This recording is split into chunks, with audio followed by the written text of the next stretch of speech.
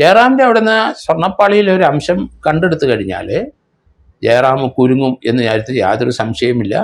അതുപോലെ തന്നെ വിദേശ യാത്രകൾ എത്രത്തോളം ജയറാമും പോയിട്ടുണ്ടാവും, ഉണ്ണികൃഷ്ണൻ പോയിട്ടൊപ്പം പോയിട്ടുണ്ടാവും, ജയറാമിൻ്റെ ഒപ്പം മറ്റു ചില സിനിമാ താരങ്ങളും ഒക്കെ പോയിട്ടുണ്ടാവും. ആരൊക്കെ ഇതിനകത്ത് പോയിട്ടുണ്ടോ അവരെല്ലാം കുടുങ്ങും, അവരെല്ലാം വിശദീകരിച്ചേ പറ്റുള്ളൂ.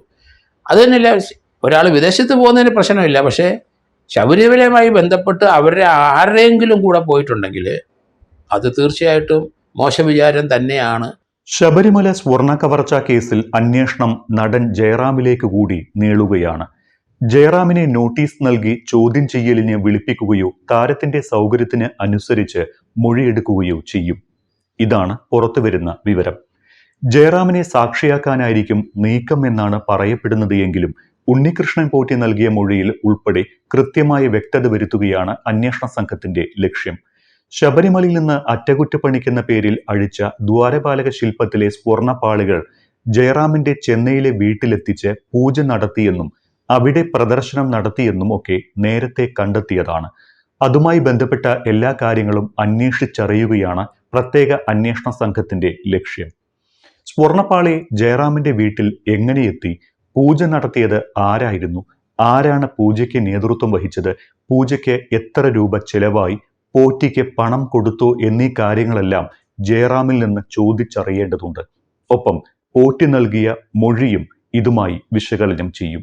ശബരിമലയിലെ സ്വർണ്ണപ്പാളി തന്റെ വീട്ടിൽ എത്തിക്കാൻ പാടില്ലായിരുന്നുവെന്ന് ജയറാം നേരത്തെ തന്നെ വ്യക്തമാക്കിയതാണ്.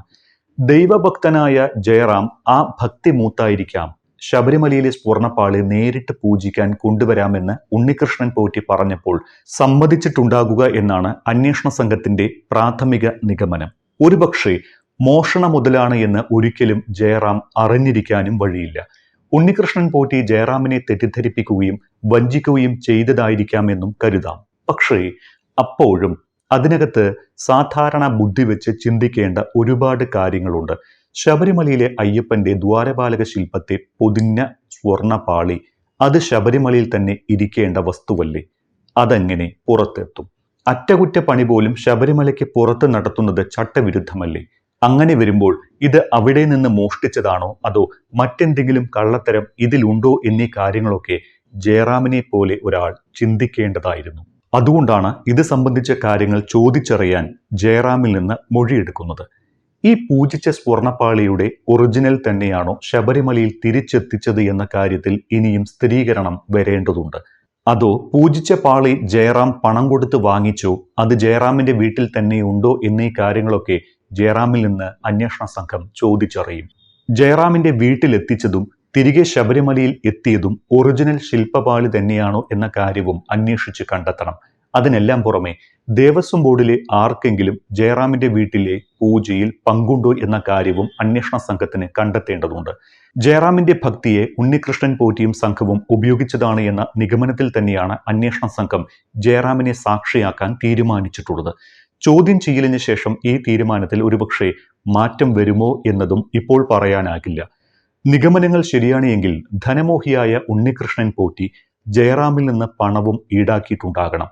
ജയറാമിന്റെ വീട്ടിൽ പോറ്റി സ്വർണ്ണപ്പാളികൾ പ്രദർശനത്തിന് വെച്ചതും ദർശനത്തിനെത്തുന്നവരിൽ നിന്ന് പണം ഈടാക്കിയാണോ എന്നതും കണ്ടെത്തേണ്ടതുണ്ട്.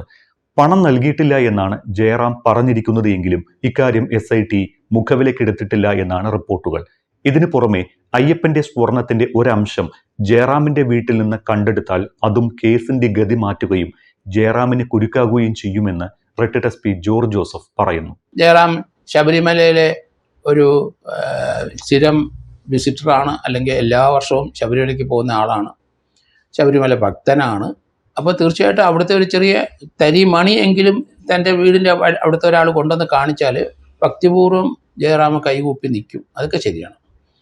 പക്ഷേ ഉണ്ണികൃഷ്ണൻ പോറ്റി അവിടുത്തെ ഒരു പൂജാരിയാണ്, അല്ലെങ്കിൽ ശബരിമലയായിട്ട് ബന്ധപ്പെട്ട ഒരു പോറ്റിയാണ് അന്ന് ആണ് വിശ്വസിച്ചിരുന്നെങ്കിൽ അങ്ങേര് ഇന്നസെൻ്റ് ആണ് ആ പ്രവൃത്തിയിലെങ്കിൽ തീർച്ചയായിട്ടും അദ്ദേഹത്തിനെ പ്രതിസ്ഥാനത്ത് കൊണ്ടുവരാൻ സാധ്യത കുറവാണ്, സാക്ഷിയാക്കാനാണ് സാധ്യത. പക്ഷേ അതിലപ്പുറം ഏതെങ്കിലും ശബരിമലയിൽ എന്തെങ്കിലും സാധനം വാങ്ങിച്ചിട്ടുണ്ടോ, അങ്ങനെ വാങ്ങാൻ പറ്റുമോ, അതൊക്കെ സാമാന്യ ബുദ്ധിയുള്ളവരാരും വാങ്ങില്ല. അപ്പോൾ അങ്ങനെ എന്തെങ്കിലും ഒരു പിഴവ് സംഭവിച്ചിട്ടുണ്ടെങ്കിൽ പ്രതിയാകാനുള്ള സാധ്യതയും കൂടുതലാണ്. നമ്മൾ ഉദ്ദേശിക്കുന്ന കൂടുതൽ ഈ എമൗണ്ട് ഈ സ്വർണ്ണവേട്ടയും ഈ സ്വർണ്ണക്കൊള്ളയായിട്ട് ബന്ധപ്പെട്ട് വന്നിട്ടുണ്ട്. ആ എമൗണ്ട് പല രീതിയിൽ വന്നതാണ്. അവിടുന്ന് സ്വർണം കടത്തിയ 19 കിലോ സ്വർണം എന്തായാലും അവിടുന്ന് പോയി. ആ കലാകാലങ്ങളിൽ ഇങ്ങനെ പൊയ്ക്കൊണ്ടിരിക്കുകയാണ്. അപ്പോൾ അങ്ങനെ പോയ സ്വർണം, അതുകൂടാതെ ധാരാളം അൺഅക്കൗണ്ടഡ് വരുമാനം ശബരിമലയിൽ നിന്ന് കിട്ടുന്നതെല്ലാം അടിച്ചു മാറ്റുകയാണ്. പക്ഷേ അതെല്ലാം ഒന്നെങ്കിൽ പലിശയ്ക്ക് കൊടുക്കുകയോ ആ പണം അല്ലെങ്കിൽ ലാൻഡിൽ ഇൻവെസ്റ്റ് ചെയ്യുകയോ അല്ലെങ്കിൽ വലിയ സൗധങ്ങൾ പണിയുകയോ അല്ലെങ്കിൽ ഏതെങ്കിലും ബിസിനസ്സിൽ സൈലൻറ്റ് പാർട്ട്ണറാവുകയോ ഒക്കെ ചെയ്തിട്ടുണ്ടാവും. പണത്തിൻ്റെ വരവ് ഏകദേശം ഒരു കണക്ക് SITക്ക് ലഭിച്ചിട്ടുണ്ട്. അത് എങ്ങോട്ട് പോയെന്ന് കാണണം. അതുകൊണ്ട് ഇതിനകത്ത് കൈയിട്ട് വാരിയവരെല്ലാവരും തീർച്ചയായിട്ടും അവർക്കൊക്കെ ദുര്യോഗം തന്നെ വരും. അതിന് യാതൊരു സംശയം. കാരണം SIT ആ രീതിയിലുള്ള അന്വേഷണം, ആ രീതിയിലുള്ള തെളിവെടുപ്പുമാണ് നടത്തിക്കൊണ്ടിരിക്കുന്നത്. അതുകൊണ്ട് അവിടുന്ന് പോയ പണത്തിൻ്റെ ഏകദേശം അല്ലെങ്കിൽ പോയ സ്വർണത്തിൻ്റെ ഏകദേശം ഒരു കണക്ക് SITക്ക് ലഭിച്ചു. അതിന് ഇവിടുത്തെ സ്വർണ്ണപ്പാളി എന്ന് പറയുന്നത് നമ്മൾ ഉദ്ദേശിക്കുന്ന എമൗണ്ട് അല്ല അതിൻ്റെ വാല്യൂ. കാരണം അത് നൂറ്റാണ്ടുകൾ പഴക്കമുള്ള ശബരിമലയിലെ ദേവനെ പൊതിഞ്ഞിരിക്കുന്ന സ്വർണ്ണപ്പാളിയാണ്. അത് ഭക്തജനങ്ങൾ തന്നെ വലിയ പണക്കാരാണെങ്കിൽ എത്ര കോടി രൂപ എടുത്താലും അതിൻ്റെ ഒരു അംശം വാങ്ങിച്ചു വെക്കും. അതുപോലെ തന്നെയാണ് ജയറാം വാങ്ങിച്ചു വെച്ചിരിക്കുന്നത്. ജയറാമിൻ്റെ അവിടെ നിന്ന് സ്വർണ്ണപ്പാളിയിൽ ഒരു അംശം കണ്ടെടുത്തു കഴിഞ്ഞാൽ ജയറാം കുരുങ്ങും എന്ന് കാര്യത്തിൽ യാതൊരു സംശയമില്ല. അതുപോലെ തന്നെ വിദേശ യാത്രകൾ എത്രത്തോളം ജയറാമും പോയിട്ടുണ്ടാവും, ഉണ്ണികൃഷ്ണൻ ഒപ്പം പോയിട്ടുണ്ടാവും, ജയറാമിൻ്റെ ഒപ്പം മറ്റു ചില സിനിമാ താരങ്ങളും ഒക്കെ പോയിട്ടുണ്ടാവും. ആരൊക്കെ ഇതിനകത്ത് പോയിട്ടുണ്ടോ അവരെല്ലാം കുടുങ്ങും. അവരെല്ലാം വിശദീകരിച്ചേ പറ്റുള്ളൂ. അത് തന്നെയല്ല, ഒരാൾ വിദേശത്ത് പോകുന്നതിന് പ്രശ്നമില്ല. പക്ഷേ ശബരിമലയുമായി ബന്ധപ്പെട്ട് അവരുടെ ആരുടെയെങ്കിലും കൂടെ പോയിട്ടുണ്ടെങ്കിൽ അത് തീർച്ചയായിട്ടും മോശവിചാരം തന്നെയാണ്.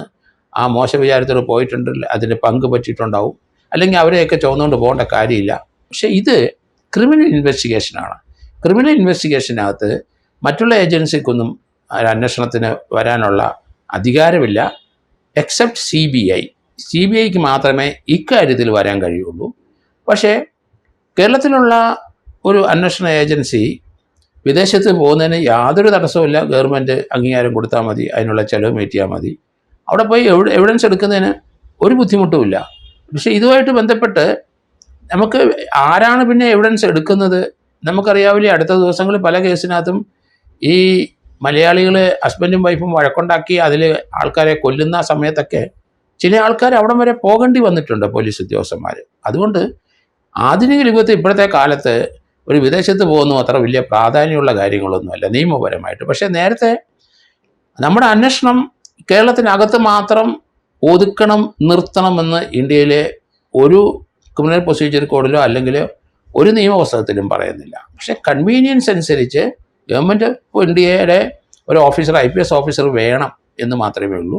ഈ കേസുമായിട്ട് ബന്ധപ്പെട്ട ഒരു IPS ഓഫീസർ പോയി കഴിഞ്ഞാൽ ബന്ധപ്പെട്ട ദേവസ്വം ബോർഡിലെ ജീവനക്കാരെ എല്ലാവരെയും അറസ്റ്റ് ചെയ്യും. അവരുമായിട്ട് ബന്ധപ്പെട്ട ആരെങ്കിലും പുറത്തുണ്ടെങ്കിൽ അവരെ അറസ്റ്റ് ചെയ്യും. അതുകൊണ്ട് അന്വേഷണം പെട്ടെന്ന് തീരുമെന്ന് ഞാൻ കരുതുന്നില്ല. കൂടുതൽ സമയം ഇനിയും ഹൈക്കോടതി കൊടുക്കേണ്ടി വരും. ഇതുവരെയുള്ള മുഴുവൻ കാര്യങ്ങളും ഹൈക്കോടതിയെ ബോധ്യപ്പെടുത്തിക്കണം.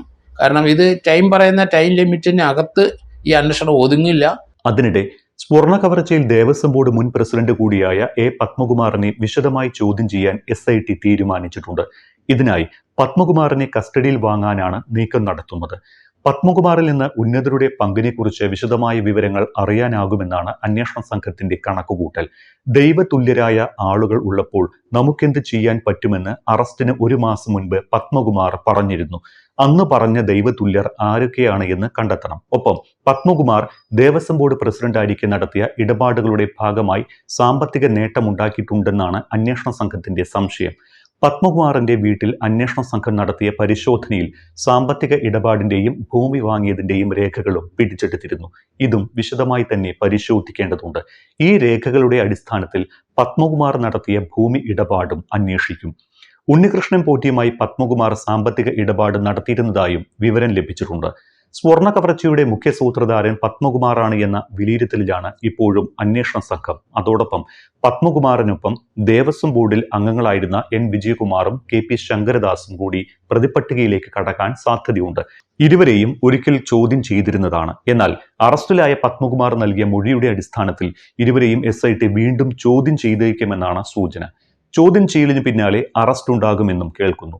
കട്ടിളപ്പാളികൾ ഉണ്ണികൃഷ്ണൻ പോറ്റിയുടെ കൈവശം കൊടുത്തുവിടുന്ന കാര്യത്തിൽ പത്മകുമാർ ആദ്യം ഇടപാടുകൾ നടത്തിയത് ഇവരുമായിട്ടായിരുന്നുവെന്നാണ് കണ്ടെത്തൽ. പാളികൾ സ്വർണം പൂശാൻ നൽകിയത് തന്റെ മാത്രം തീരുമാനമല്ല എന്നും ബോർഡിലെ മറ്റംഗങ്ങൾക്കും അറിവുണ്ടായിരുന്നു എന്നുമാണ് പത്മകുമാറിന്റെ മൊഴി. ഇതോടെയാണ് മുൻപൊരിക്കൽ ചോദ്യം ചെയ്ത ഇരുവരെയും SIT വീണ്ടും അന്വേഷണ വലയത്തിൽ ആക്കിയത്.